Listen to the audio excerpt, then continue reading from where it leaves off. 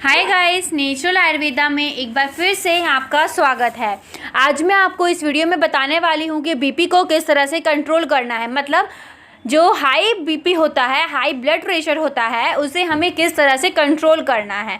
मैं यहाँ पर लो ब्लड प्रेशर की बिल्कुल भी बात नहीं करने वाली हूँ। आज की जो वीडियो है वो सिर्फ हाई ब्लड प्रेशर वालों के लिए है। तो अगर आपका हाई बीपी है तो ये वीडियो आपके लिए आज बहुत ही ज़्यादा फ़ायदेमंद होने वाला है। एंड किस तरह से हमें कंट्रोल करना है और कौन कौन सी हम ऐसी गलतियां कर देते हैं जिससे कि हमारा बीपी अब नॉर्मल हो जाता है, बढ़ जाता है। यही सब चीज़ें आज मैं आपको इस वीडियो में बताने वाली हूँ। तो आपका ज़्यादा टाइम वेस्ट ना करते हुए हम चलते हैं वीडियो की तरफ और जानते हैं कि किस तरह से हमें बीपी को कंट्रोल करना है। गाइस, अगर आप चैनल पर नए हैं तो प्लीज़ चैनल को सब्सक्राइब कर लीजिए एंड बेल आइकॉन को भी प्रेस कर दीजिए ताकि आने वाली न्यू वीडियो की नोटिफिकेशन आपको सबसे पहले मिल सके। गाइस, अगर आपको वीडियो पसंद आए तो प्लीज़ वीडियो को छोटा सा लाइक ज़रूर कर दीजिएगा। शेयर करना तो आप बिल्कुल भी ना भूलिएगा। एंड अगर आपको वीडियो थोड़ा सा भी अच्छा लगा हो तो प्लीज़ मुझे कमेंट करके ज़रूर बताइएगा कि आपको कितना अच्छा रिजल्ट मिला है जो मैं आपको आज टिप्स देने वाली हूँ। गाइस, जब सब कुछ सही रहता है तो हमारी खून की नलियों में ब्लड प्रेशर होता है 120/80। लेकिन खून की नलियों में फैट जमा होने और किडनी की समस्या होने या फिर हम तम्बाकू आदि का सेवन करने की वजह से नलियों का रास्ता संकरा हो जाता है या नलियों का लचीलापन कम हो जाता है। ठीक है, स्वस्थ शरीर के लिए ब्लड प्रेशर का होना बहुत ही ज़्यादा ज़रूरी होता है, लेकिन बीपी मशीन पर इसकी रीडिंग का सही रेंज होना भी ज़रूरी होता है। अगर मशीन में बीपी समस्याएं सामान्य से ज़्यादा हैं तो आपको सचेत होना बहुत ही ज़्यादा ज़रूरी हो जाता है। अगर आपका बीपी नॉर्मल है या फिर नॉर्मल से कम है तो आपको सावधानी बरतनी होती है। हाइपरटेंशन का सीधा संबंध दिल से होता है। मतलब हम जितना ज़्यादा टेंशन लेंगे उतना ज़्यादा इफ़ेक्ट हमारे हार्ट पर पड़ेगा। दरअसल गाइस, शरीर के सभी अंगों या फिर हम बात करें कोशिकाओं तक खून पहुंचाने और फिर साफ खून का उपयोग अंग और कोशिकाओं द्वारा करने के बाद खराब खून वापस किडनी और लंग्स में भेजने का काम दिल का ही होता है। मतलब हमारा हार्ट इतना सारा कुछ काम करता है। आपको पता है गाइस, हमारा हार्ट 1 मिनट में यह काम 70 से 75 बार करता है। सब कुछ सही रहता है तो हमारी खून की नलियों में ब्लड प्रेशर, जो मैंने आपको पहले बताया, 120/80 होता है, जिन्हें हम नॉर्मल बीपी बोलते हैं। बट गाइस, खून की नलियों में फैट जमा होने या फिर किडनी की समस्या होने, तंबाकू आदि का सेवन करने की वजह से ये रास्ता संकरा हो जाता है या नलियाँ का लचीलापन जो है वो कम होने लगता है। इस वजह से दिल को विभिन्न अंगों या फिर कोशिकाओं तक खून पहुंचाने और वापस लाने में ज़्यादा जोर लगाना पड़ता है। यही है हाई बीपी या फिर हाइपरटेंशन की शुरुआत। गाइस, अगर हम बात करते हैं बीपी की रीडिंग की, हमने इतनी बात कर ली कि हाइपरटेंशन के कारण और हमारे ब्लड वेसल्स के कारण हमारा जो बीपी होता है वो कंट्रोल होता है। लेकिन जो बीपी की रीडिंग होती है वो होती है, अगर गाइस हम ज़्यादा मतलब नॉर्मल से सबसे ज़्यादा की बात करें तो होता है 130/90। ये सामान्य से मतलब नॉर्मल टू हाई होता है। और अगर आपका बीपी 180 से 120 हो चुका है तो आपको फ़ौरन हॉस्पिटल जाना पड़ जाएगा। गाइस, आप फ़ौरन अपने डॉक्टर को दिखाएं क्योंकि आपका बीपी बहुत ज़्यादा बढ़ा हुआ है। अब गाइस, हम आगे बात करते हैं कि क्या है हाइपरटेंशन। अभी मैंने आपको बताया हाइपरटेंशन से बीपी हाई हो जाता है, तो हाइपरटेंशन के लक्षण क्या हैं। ठीक है, तो सबसे पहले हम बात करने वाले हैं सिर दर्द या फिर सिर में भारीपन। गाइस, अगर आप ज़्यादा हाइपरटेंशन ले रहे हैं तो इसके लक्षण हो सकते हैं। सबसे पहला जो मैंने आपको बताया है वो है सर दर्द। अगर आपका बीपी हाई है तो बहुत ही नॉर्मल सी बात है, आपका सर दर्द होगा। इतना ज़्यादा मतलब नॉर्मल हमारा जब सर दर्द होता है उतना बहुत ज़्यादा कमी होता है, लेकिन ज़्यादा जो हमारा बीपी बढ़ जाता है, जब इतना तेज़ हमारा सर दर्द होता है कि हम उसे संभाल नहीं सकते, हम सो भी जाएंगे तब भी हम ढंग से नहीं सो पाते हैं। मतलब अगर हमें कोई कहे कि आप सर दर्द हो रहा है तो आप सो जाइए, हमसे सोने भी नहीं मिलता है क्योंकि हम नहीं सो पाते हैं हमारे ज़्यादा हाई बीपी के कारण। ठीक है गाइस, ये एक मुख्य कारण है। बीपी जब हाई रहता है तो ये चीज़ नॉर्मल सी बात है, होना ही है। और अगर हम दूसरी बात करें तो थकावट के कारण भी हमारा सर दर्द होता है। अगर आपका बीपी हाई है तो हो सकता है कि आप बहुत ज़्यादा थक गए हों, आपने नींद नहीं ली हो ज़्यादा अच्छे से, या फिर आप कोई ऐसा काम कर रहे हो जिसमें आप बहुत ज़्यादा थक गए हैं, आप उतना आपकी जो बॉडी है वो वर्कआउट इतना कैपेसिटी नहीं ले पा रही है जितना कि आपको लेना है। अभी जो हाइपरटेंशन का लक्षण होता है वो होता है चिड़चिड़ापन। हम बेवजह किसी पे भी गुस्सा कर देते हैं, बहुत जल्दी हमें किसी भी चीज़ पर किसी पर भी कोई भी बातों पर गुस्सा आ जाता है, तो ये एक लक्षण होता है हाइपरटेंशन का। अब हम एक और सिम्टम्स की बात करते हैं तो वो होती है आँखों की परेशानी। आँखों में भी बहुत ज़्यादा परेशानी होती है, मतलब हमारी आँखें जलन करने लगती है, हमारी आँखें दर्द होने लगती हैं और हमारे सीने में भी दर्द होने लगता है। तो ये सभी चीज़ें हैं हाइपरटेंशन की, ये सभी सिम्टम्स हैं हाइपरटेंशन के। साथ ही आपको सांस लेने में परेशानी हो सकती है, या आपको नियमित धड़कनें, मतलब जो हमारी पल्स रेट हमारी जो नॉर्मल चल रही होती है वो नहीं होती हैं, ज़्यादा हमारी ऊपर नीचे पल्स रेट होने लगता है। साथ ही हमारे कान भी दर्द होने लगते हैं, मतलब जैसे छोटे बच्चों के कान दर्द होते हैं तो हम उनमें ड्रॉप्स डाल देते हैं, लेकिन अगर आपको ज़्यादा हाइपरटेंशन हो गया हो या फिर आपका ज़्यादा बीपी बढ़ गया हो तो कानों में भी बहुत ज़्यादा दर्द होता है। जितना कि हमारे सर में दर्द होता है उतना ही तेज़ी से हमारे कानों में भी दर्द होगा। अगर आपका बीपी बढ़ा हुआ है तो ये चीज़ें आपको बहुत ही नॉर्मल है, ये सिम्टम्स होंगे ही। मतलब गाइस मैं आपको बता रही हूँ कि अगर आपको ज़्यादा हाइपरटेंशन है, मतलब आप पहचानना चाहते हैं कि हमारा बीपी बढ़ा हुआ है, तो ये जो लक्षण हैं वो आपको काम देंगे। मतलब आप इन लक्षणों को देख करके, महसूस कर करके आप पहचान सकते हो कि हमारा बीपी बढ़ा हुआ है। अब इतनी चीज़ें तो होती हैं, साथ ही होता है जबड़ों में जकड़न, ये भी होता है, और साथ ही हमारी सांसें भी फूलने लगती हैं। हम जब किसी से बात कर रहे होते हैं तो हमारी सांसें फूलने लगती हैं, हम उतने सही तरह से नहीं बोल पाते हैं, नॉर्मल तरीके से नहीं बोल पाते हैं। धीरे धीरे हमारी आवाज़ भी ऊपर नीचे होने लगती है जब आपको ज़्यादा बीपी हाई होगा या फिर आपको ज़्यादा हाइपरटेंशन होगा। अब गाइस हम आगे बात करते हैं कि हाइपरटेंशन के क्या क्या कारण हो सकते हैं। अभी हमने बात करी है इनके सिम्टम्स की, कि किस तरह से हम देख करके पहचान सकते हैं या महसूस करके पहचान सकते हैं कि हमारा बीपी हाई है। लेकिन क्या आपने कभी सोचा है कि हमारा हाइपरटेंशन किन कारणों से बढ़ता है? तो गाइस सबसे पहले हम आपको बताने वाले हैं ये खानदानी बीमारी भी हो सकती है। मतलब आपके परिवार में किसी को ये बीमारी है, हाई बीपी की प्रॉब्लम है, तो वो आपको भी हो सकती है। गाइस काफ़ी फैमिली में देखा गया है कि जो प्रॉब्लम्स हमारे बुज़ुर्गों को थी वही प्रॉब्लम्स हमें भी आ गई हैं।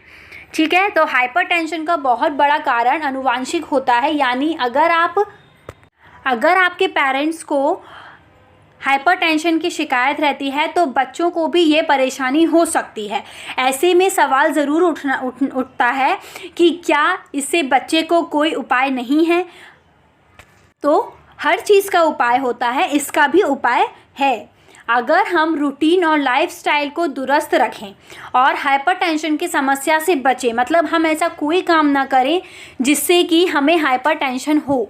हम ज़्यादा हार्ड वर्क करें, जितना हमारी उम्र नहीं है हम उतना ज़्यादा अगर हार्ड वर्क करेंगे तो ऑब्वियसली बात है कि गाइस आपको हाइपरटेंशन होगा। और गाइस दूसरा कारण होता है ख़राब लाइफस्टाइल।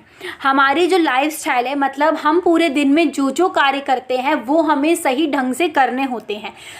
अगर आपकी लाइफस्टाइल बहुत ही ज़्यादा ख़राब है तो हाइपरटेंशन का शिकार आप हो सकते हैं।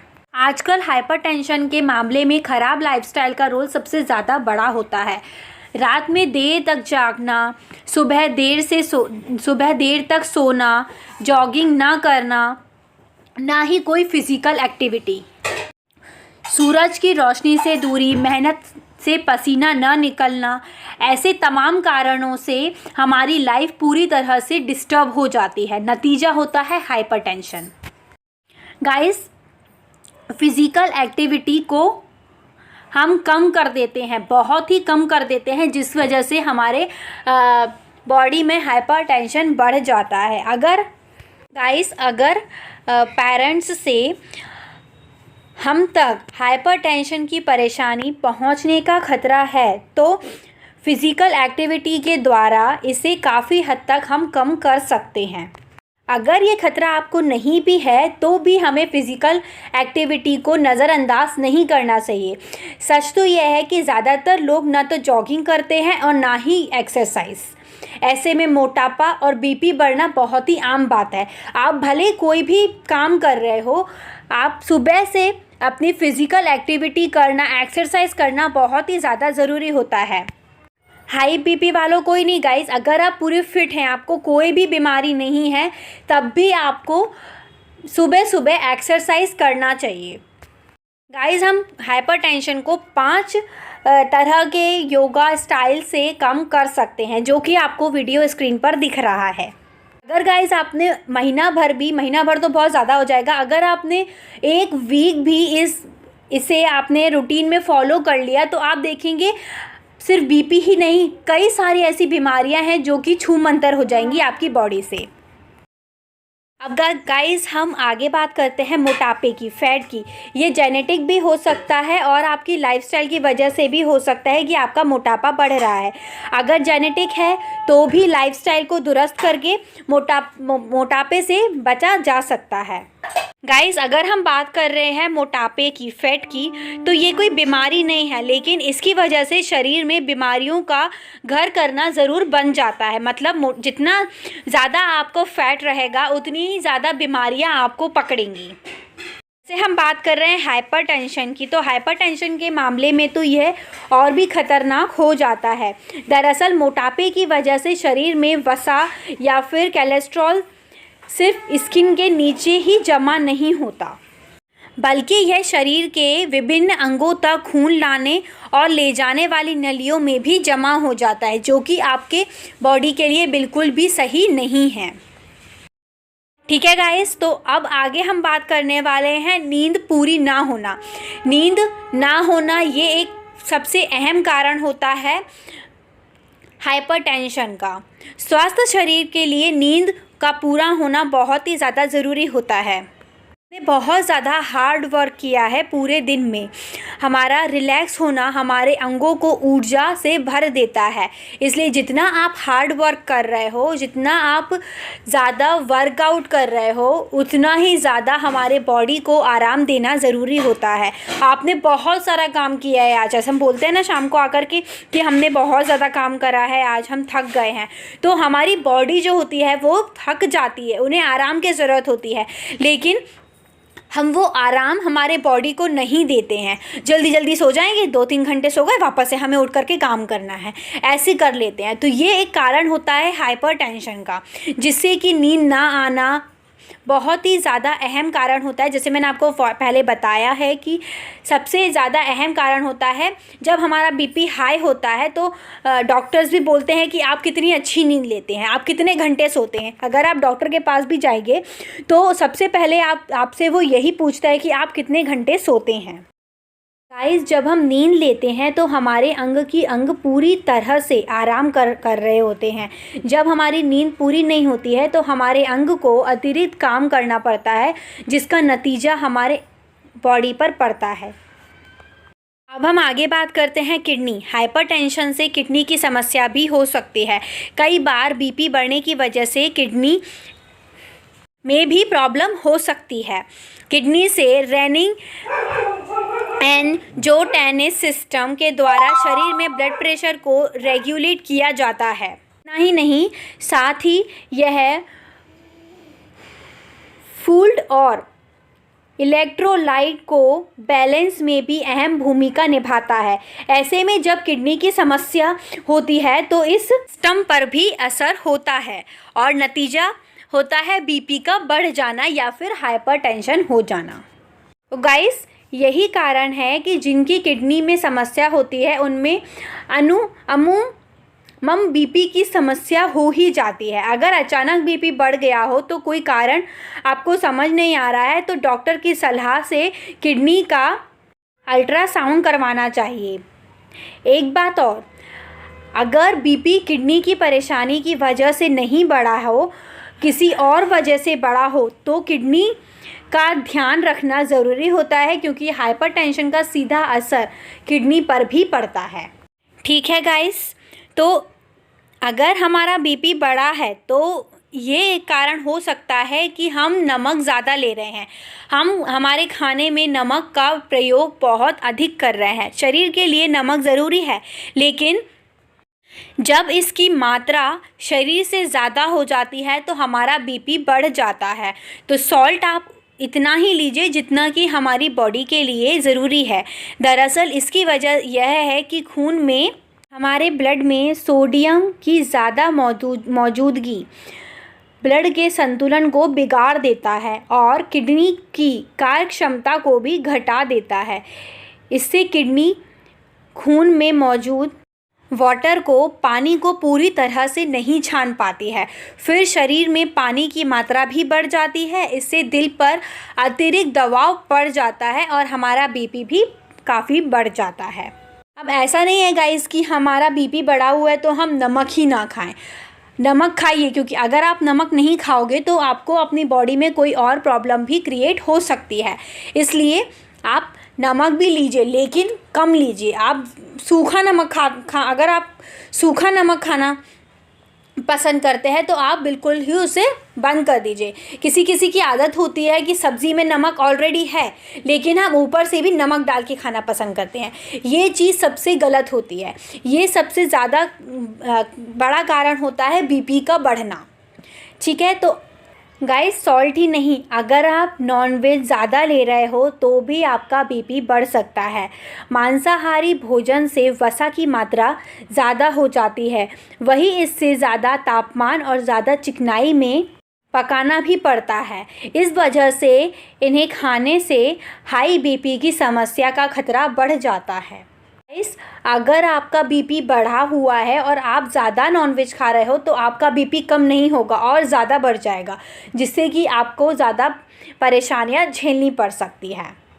अब गाइस, अगर आप शराब, तम्बाकू आदि ऐसे नशीले पदार्थ का सेवन कर रहे हैं जो कि हमारी बॉडी के लिए बिल्कुल भी सही नहीं है, तो इन सब चीज़ों से भी आपका बीपी बढ़ सकता है। जैसे शराब, तम्बाकू और जो भी मार्केट में ऐसे पदार्थ आते हैं जो कि हमारी बॉडी के लिए सही नहीं है, अगर आप वही चीज़ें ले रहे हैं तो आपको बहुत बड़ी दिक्कत का सामना करना पड़ सकता है। आपको कैंसर भी हो सकता है। ठीक है गाइस, तो अगर आप ज़्यादा टेंशन ले रहे हो तो सबसे ज़्यादा मुख्य कारण होता है तनाव। सभी बीमारियों की जड़ होती है, इसलिए हमें चिंता नहीं, चिंतन करना है। तनाव की वजह से हमारी नींद खराब होती है और तनाव से हाइपरटेंशन, इससे कई सारी बीमारियां जैसे शुगर और भी कई ऐसी बीमारियां हैं जो कि हमें हो सकती हैं। इसलिए जितना हो सके आप टेंशन कम लीजिए। ऑफिस का काम आप ऑफिस में ही छोड़कर आइए, घर में आप घर में रहिए। आपको ऑफिस का काम घर में नहीं करना चाहिए। अगर आप घर में भी ऑफिस का काम कर रहे हैं तो आपको ज़्यादा टेंशन क्रिएट होगा। आपका जो माइंड है, आप जब घर में आते हो तो आपके माइंड को थोड़ा थकावट चाहिए, थोड़ा माइंड चेंज चाहिए। इसलिए हम जब आप घर आ रहे हो तो सारा की सारा काम आप ऑफिस में छोड़ कर आइए, अपना जो टेंशन है वो भी आप ऑफिस में छोड़ दीजिए, ठीक है। ये गाइस जो आपको वीडियो स्क्रीन पर दिख रहा है, जैसे गाइस 40, जहाँ पर 40 लिखा हुआ है वो तो वेरी लो ब्लड प्रेशर होता है। अगर आपका 90 है तो भी बहुत ही ज़्यादा लो है। अगर आपका 120 बीपी है, अगर आप चेक करवाने जा रहे हो तो आपका 120 निकलता है तो आपका बीपी नॉर्मल है, तो आप बहुत ही ज़्यादा फिट हैं। बट गाइस अगर 120 से आगे बढ़ता है, 140 तक आता है, तो ये होता है प्री हाइपरटेंशन, मतलब बहुत ही छोटा स्टेज। लेकिन इससे जब बढ़ जाता है, जैसे कि 160 हो जाता है हमारा बीपी, तो वो होता है हाइपरटेंशन का फर्स्ट स्टेज, जिसे हम वेरी हाई बोलते हैं। और अगर हमारा 160 से बढ़ जाता है तो वो होता है 180, और 180 से अगर आगे बढ़ गया, 200 हो गया, तो आप उठ भी नहीं सकते हैं। जैसे मैं आपको बता रही हूँ, आप उठ भी नहीं सकते हैं अपनी जगह से। इतना ज़्यादा आपका बीपी जब बढ़ जाता है तो आप नहीं उठ सकते हैं, क्योंकि हम कोई भी वर्क नहीं कर सकते, हमारा दिमाग ही उतना काम नहीं देता है, हम उतना वर्क नहीं कर पाते हैं, क्योंकि हमारा जो सर दर्द है वो हमें कोई भी काम नहीं करने देता है। गाइज अभी हमने बात करी है हाइपरटेंशन के कारण और उनके कौन कौन से सिम्टम्स होते हैं, ठीक है। अब इनके नतीजे क्या निकलते हैं, मतलब इनका रिज़ल्ट क्या होगा। अगर हम ज़्यादा मतलब ज़्यादा अगर हम टेंशन लेंगे तो इनका रिज़ल्ट क्या निकलेगा। तो सबसे पहला जो रिज़ल्ट निकलेगा वो निकलेगा दिल का कमज़ोर होना। आप जितना ज़्यादा टेंशन लोगे आपका हार्ट उतना ही कमज़ोर होगा। रक्त नलियों का भी कमज़ोर होना, मतलब ये दोनों बातें सेम हैं। हार्ट हमारा कमज़ोर होगा तो हमारे जो ब्लड वेसल्स है, मतलब हमारी जो खून की नसें हैं, वो भी कमज़ोर हो जाएंगी। अब अगर आप ज़्यादा टेंशन लोगे तो आपको हार्ट अटैक का खतरा भी हो सकता है, ब्रेन स्ट्रोक भी हो सकता है, ब्रेन स्ट्रोक का खतरा भी हो सकता है। पैरों की नसें भी आपकी ख़राब हो सकती हैं, मतलब हमारे पैर बहुत ज़्यादा दर्द होने लगेंगे। ऐसे बहुत ज़्यादा दर्द होने लगेगा हमारा पैर कि हमें चलते भी नहीं बनेगा, ठीक है। पैरों में सूजन भी आएगी, आँखों की परेशानी भी होगी, जैसे मैंने वीडियो में बताया आपको पहले कि हमारी आँखें दर्द होने लगेंगी, जलन होने लगेंगी, ठीक है। किडनी की परेशानी भी होने लगेगी और नींद का खतरा भी। नींद भी अगर हम कम लेते हैं, नींद हम ढंग से नहीं लेते हैं, तो भी हाइपरटेंशन का नतीजा निकल सकता है, ठीक है। अब गाइज़ हम ऐसा क्या करें, ऐसी कैसी हम हमारी लाइफस्टाइल करें, मतलब लाइफस्टाइल को हम किस तरह से सुधारें जिनमें हम हाइपरटेंशन ना ले सकें। गाइज़ यहाँ पे फर्स्ट थिंग होती है हाइपरटेंशन को काबू में रखने के लिए हम लाइफस्टाइल को बेहतर बनाएं। इसके लिए एक सही रूटीन फॉलो करना बहुत ज़रूरी होता है। सुबह उठने से लेकर के रात के सोने तक का हमारा सारा टाइमिंग शेड्यूल अच्छा होना चाहिए। सबसे सही तरीका है हाइपरटेंशन से बचने का गाइस और अपनी लाइफस्टाइल को सुधारने का। ऑफिस का टेंशन आप ऑफिस में ही छोड़ कर आइए, घर पर आप एकदम फ्री होकर लौटिए। वैसे आजकल ज़्यादातर लोग वर्क हम ज़्यादातर घर पे ही कर रहे हैं। ऐसे में इस बात पर ध्यान रखना भी ज़रूरी होता है कि हमें ज़्यादा टेंशन ना हो। देखिए गाइस, हमारे हाथ में सब कुछ नहीं होता है, ये सोचकर आगे बढ़ना चाहिए। पिछली गलतियों को सुधारा नहीं जा सकता, लेकिन इससे सीखकर आगे की गलतियों से बचा जा सकता है। पछताने से कोई फ़ायदा नहीं होता है। ऐसा सोचने से तनाव ज़रूर कम हो जाता है। इससे क्या होता है गाइस, पॉजिटिविटी डेवलप होती है, हम आगे और अच्छा काम कर सकते हैं। गाइस आप सुबह हर दिन कम से कम 10 से 15 मिनट तक मेडिटेशन करिए, जिससे कि आपका तनाव कम हो। अगर आप पे ज़्यादा वर्क, मतलब आपके बहुत ज़्यादा ऐसा काम है आपका कि बहुत ज़्यादा ही आपको हार्ड वर्क करना पड़ता है, तो आप 10 से 15 मिनट तक आप मेडिटेशन करिए। यह हमें आपात स्थितियों को बेहतर तरीके से संभालने में सक्षम बनाता है और मेडिटेशन सब्र रखने की क्षमता को भी बढ़ाता है। साथ ही गाइस हमारी डाइट भी अच्छी होना चाहिए। मैग्नीशियम वाला भोजन आपको सबसे अधिक करना चाहिए। ऐसे में फूड का चुनाव करें जिसमें मैग्नीशियम की मात्रा सबसे ज़्यादा होती है। आप ऐसे फ्रूट्स खाइए जिसमें कि प्रोटीन एंड मैग्नीशियम बहुत ज़्यादा हो। गाइस, फ्रूट्स के साथ साथ आपको सभी तरह के सीड्स भी लेने चाहिए, जैसे कि लौकी के बीजे, फ्लैक्स सीड्स मतलब अलसी के बीजे।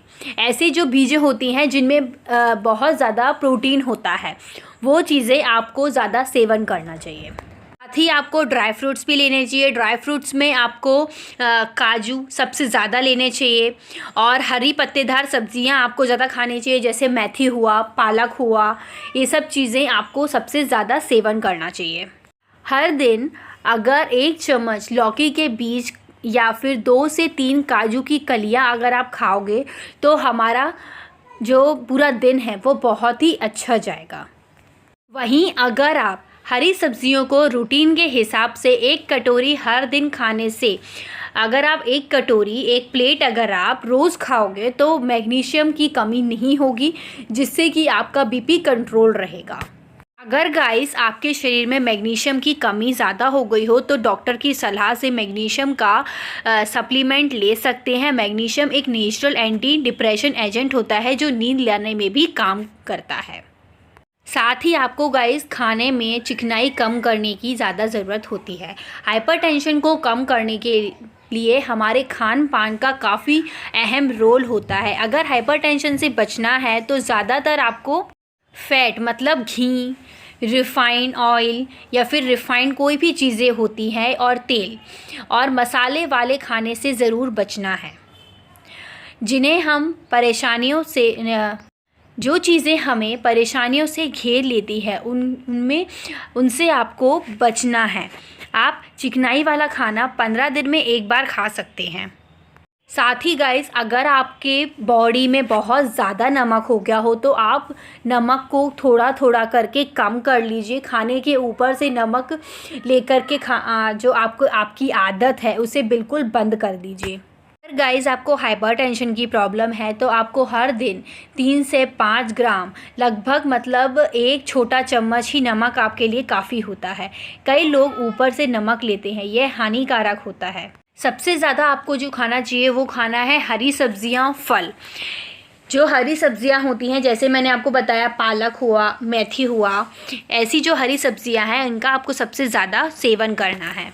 एंड आपको फल भी लेने हैं।